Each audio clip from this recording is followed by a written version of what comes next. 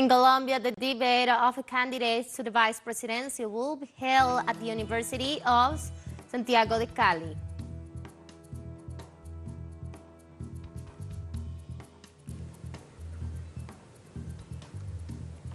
The Constitution Committee of the Peruvian Congress began debating the draft law of the convening of the Constituent Assembly to write a new constitution.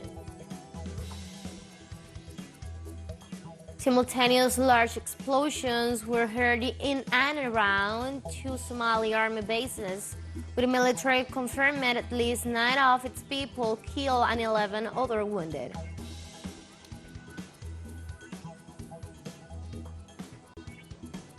Hello, welcome to From the South. I'm Ana Marrero from the teleSUR headquarters in Caracas, Venezuela. We begin with the news. Stay with us.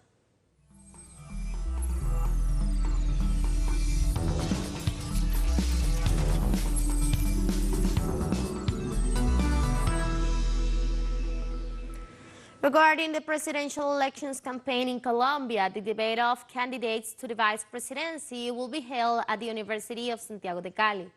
Organizers of the event said the debate will be divided into 4 blocks where the candidates will be able to talk about views on security, economy, education, and the current national and southwestern issues.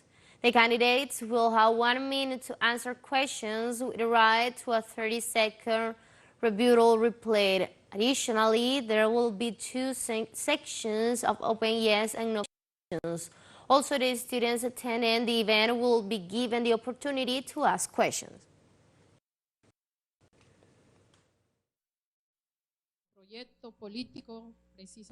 Our political program is precisely a reconciliation program, a peace program, a social justice program. Of course, we are in a political campaign, and in that political campaign, we will rule for those who vote for us and for those who do not vote for us. I believe that today there is a people's sense in the street, which shows the need for a change, which shows to move from a politics of death to a politics of peace. Reconciliation, consensus, and dialogue readily used before in many governments will be part of the path we will take to contribute to the well-being and development of our nation. Team for Colombia's vice presidential candidate Rodrigo Lara pointed out during the debate that violence in any form is not justificable. Violence will never be justified. I do believe mobilizations can be precisely the way they have to be, peaceful, processing and raising a voice. There are examples in the world, in many places, in many parts, because I believe that we can agree on what affects us, on poverty, on hunger in the country, but I will never justify violence, neither from the state, not from any actor. Venezuela on Tuesday marked the 2nd anniversary since the victory of Operation Negro Primero, in which the Bolivarian forces dismantled Operation Gideon. On May 3, 2020, a group of mercenaries attempted to enter Venezuela through the cause of the created violence and commit an assassination against the President Nicolás Maduro. A group of 8 mercenaries on board of a flight boat stocked with guns and ammunition attempts to reach the beaches of Chuao and were stopped by local fishermen who immediately learned the National Bolivarian Armed Forces. Within the framework of this commemoration, the first Vice President of the United Socialist Party of Venezuela, Diosdado Cabello, assured that this is the date of a popular and revolutionary victory.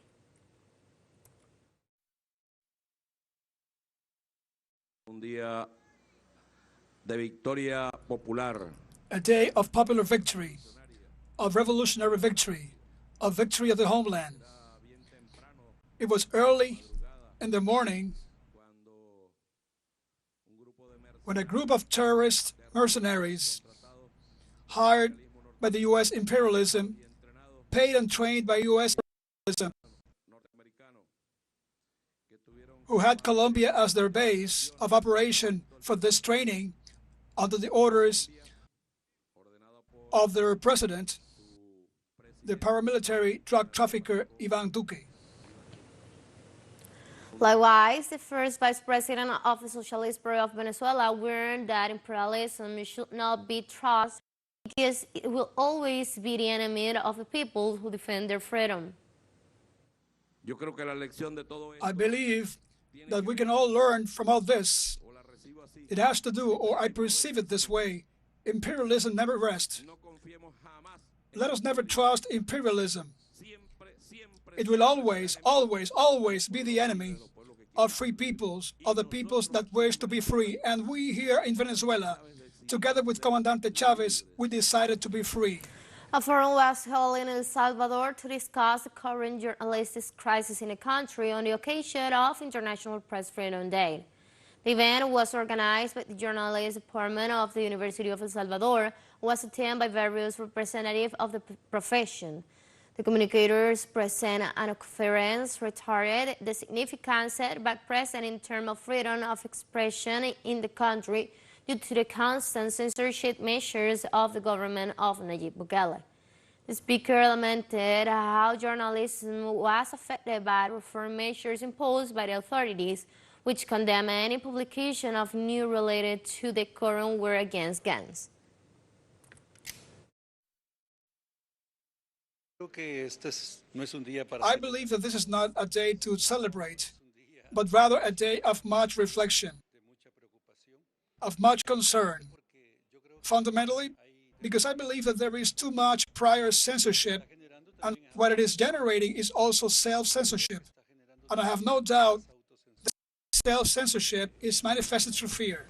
Freedom of media is extremely important for its efficient functioning, which is why every year, May 3rd is celebrated as World Press Freedom Day. The date acts as a reminder for governments to uphold the right to freedom of expression. In 1990, May 3rd was declared World Press Freedom Day. This declaration came after a recommendation was made in 1991 at the 26th General Conference session of UNESCO. The date aims to celebrate the fundamental principle of press freedom as the states of press freedom around the world defend the media against the attacks of independence and pay tribute to journalists who have lost their lives while performing their duty. The theme for this year's World Press Day was Journalism under Digital Siege, which, according to the United Nations, spotlight the multiple ways in which the industry is endangered by surveillances and digitally mediated attacks on journalists and the consequences of all this on public trust in digital communications.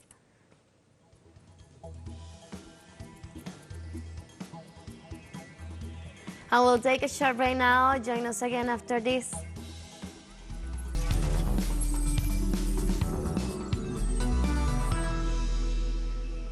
Welcome back.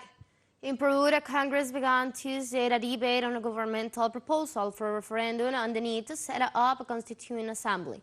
The proposal was put forward by President Pedro Castillo and the Peruvian Liberal Political Party, and it will be discussed by the Constitutional Commission of the Peruvian Congress. The congressional debate started at 9:30 a.m. local time. Minister Aníbal Torres and other deputies are championing the referendum proposal, which aims at asking citizens to decide on whether a constituent assembly to repeal the 1993 Constitution and formulate a new constitution should be set up. If approved, the referendum will be held together with regional and municipal elections in October this year.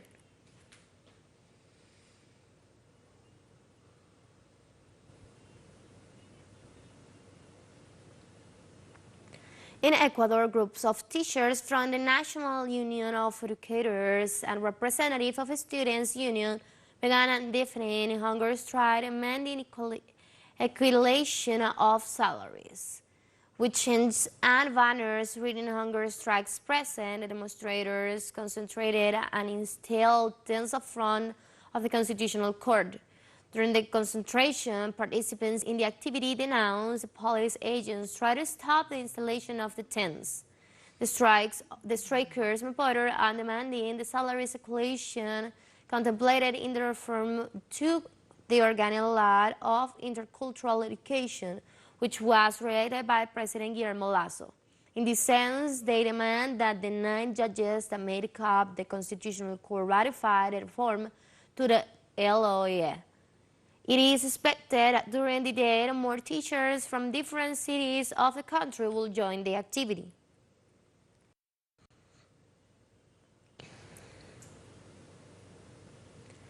Cuba inaugurated fourth edition of the International Tourism Fair Fit Cuba with more than 5,000 participants from various countries around the world.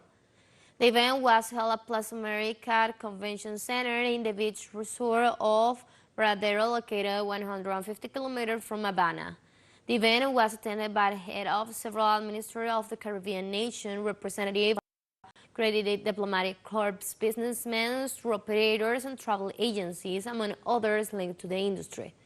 Among the international guests were the Ministry of Tourism of Argentina, Mexico, and Venezuela.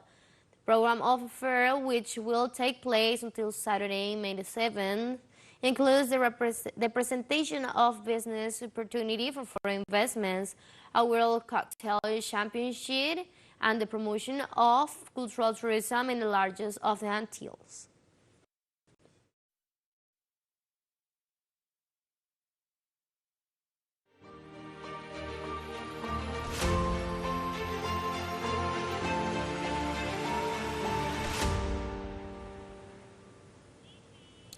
Shifting topics, Russian President Vladimir Putin signed an agreement on economic measures in retaliation to unfriendly actions by certain foreign countries and international organizations. President Putin says these special economic measures are in response to hostile legal actions by the U.S. and certain countries and international organizations. Actions contrary to international law and might unlawfully depriving or limiting the right to property of the Russian Federation, of the citizens, and of Russian legal bodies. The Russian president instructed the government to draw up within 10 days a list of persons which will be subject to the sanction. Under the new decree, individuals and entities under Russian jurisdictions are prohibited from entering into cooperation agreements and financial transactions with companies and individuals subjected to the sanctions. The decree also prohibits the export of Russian products and raw material.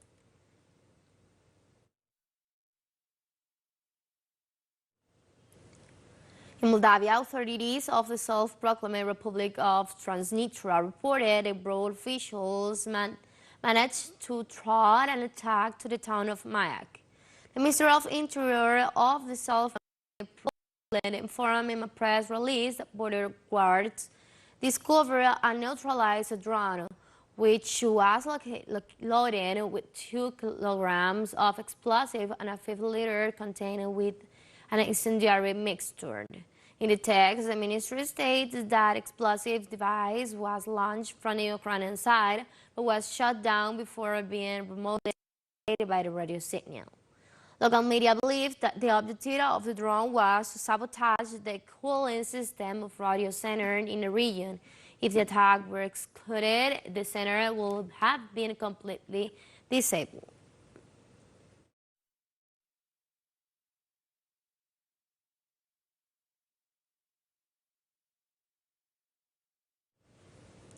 Panama's Foreign Minister Eric Asmones said that Central America and the Caribbean is the most vulnerable region of the Americas to rising food prices due to the conflict between Russia and Ukraine.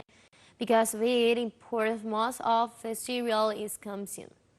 The minister made a statement during a meeting in Panama City with Foreign Minister of Central America and the Caribbean and the High Representative of the European Union for Foreign Affairs and Security Policy, Josep Borrell. The Panamanian high official also warned that the fate of the world will still be my priority field in the region after peace is reached.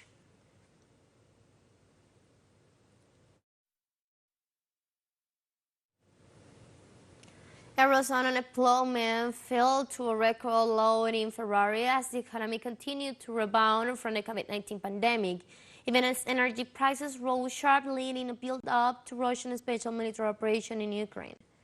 The EU's Statistic Office, Eurostat, said unemployment in the 19 countries sharing the Eurofield to 9.8% of the workforce in February from a received 6.9% in January.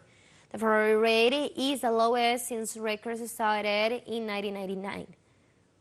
Just before the official launch of the railroad in just 1999, Eurostat said more than 11,155 million people were without a job in the Eurozone in February, down from 11,366 billion in a month early.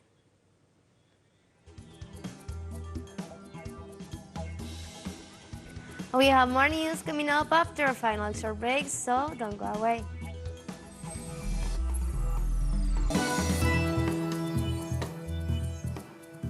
Welcome back to From the South.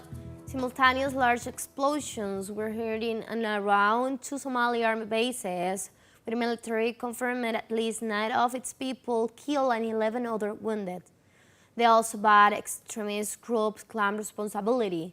Residents said the attack around the two villages of Lower Shabelle region, 75 kilometers south of the capital, Mogadishu, speak on the local media. The commander of the Somali National Army confirmed the twin attack, but said Al-Shabaab have been repelled with heavy losses among the extremists. He added his forces were still chasing the fallen fighters. There have been fears at the Al-Qaeda-linked group will be involved by Somalia's current political crisis, as President Mohamed Abdullah Mohamed is under pressure to step aside. Elections meant for February have been delayed.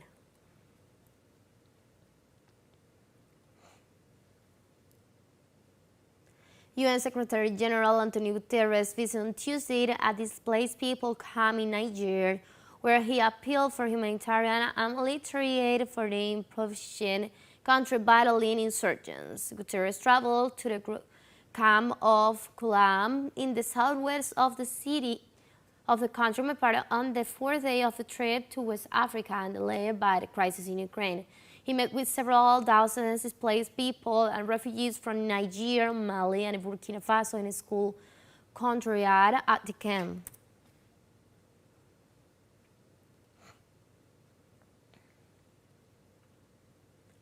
Mali's ruling junta announced it was breaking off from its defense accords with former colonial ruler France, condemning flagrant violations of its national sovereignty by the French troops there.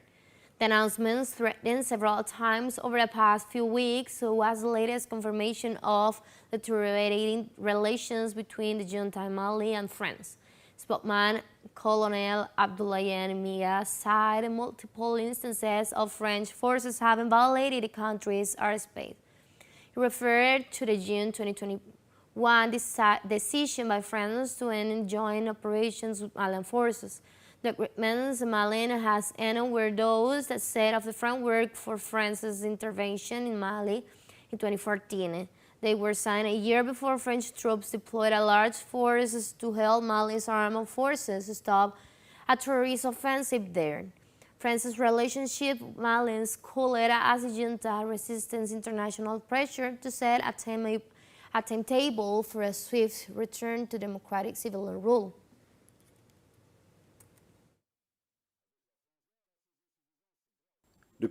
For some time now, the government of the Republic of Mali notes with regret a profound deterioration in military cooperation with France. Muslims in Iran declared the first day of Eid al-Fitr on Tuesday at the end of the holy month of Ramadan, with worshippers across the country gathering en masse to hold prayers to mark the festive occasion. After fasting for a month, Muslims took part in prayers across Iran, which marked the end of Ramadan, the holiest month in the Islamic calendar. The Office of Leader for the Islamic Revolution, Ayatollah Sayyid Ali Khamenei, announced the beginning of Eid al-Fitr after receiving multiple reports from reliable religious scholars on the sighting of the crescent moon. Their prayers have over the year been led by Ayatollah Khamenei at the Grand Prayer Grounds in Tehran, but the event was cancelled for the third consecutive year pair of measures put in place to contain the spread of the coronavirus. Fasting was a fight against desires, and when one fights against their desires, they can reach high levels. In this prayer, you're talking to your God. You know that your host is the owner of all beings. It is a very special feeling. We have come to the end of this news brief, but you can find these and many other stories on our website at telesurenglish.net. You can also join us on our socials. We're on Facebook, Twitter, and on Instagram as well. For TeleSUR English, I'm from the South, and I'm Ana Marrero, and thank you for watching.